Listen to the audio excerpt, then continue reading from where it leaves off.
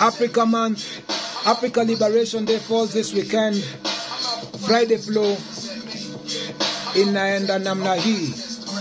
Imekuwa ni miaka 60 za kuwa na machungu. Tujite mkutano, kila shida siju ya zungu. Juu wengi waliotulidu walikuwa manugu. Acha nibonge jua maurezo wenye walitumwa na Mungu.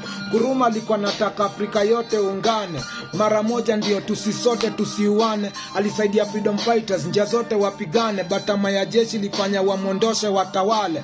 Seko Ture heko yule hakurudi nyuma. Wafaransa walimsukuma kweka Guinea kwa utumwa. Olimpia Togo na hiyo design alijituma. But mangati wa Ufaransa kuna vile walimua. Cabral Amilcar kwa njia kadhaa aliwa. Chanua watu wake wajikomboe kwa shida. Ndio Wareno wajitoe rende yake ili warakisha. Aligenyeshwa bifondo to yake kutimizwa. Mwalimu Kambarage kwa wajibu watawale. Aliunganisha makabila Wakimbu wa Sandawe. Alikuwa bora mtawala. Kato Masankara Azimio la Arusha ililenga kumaliza ufukara.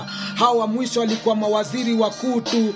Wabeberu waliwamada juu waliwashuku. Rwagasore aliunganisha Tutsi na Hutu. Na Lumumba alipigania madini za huku.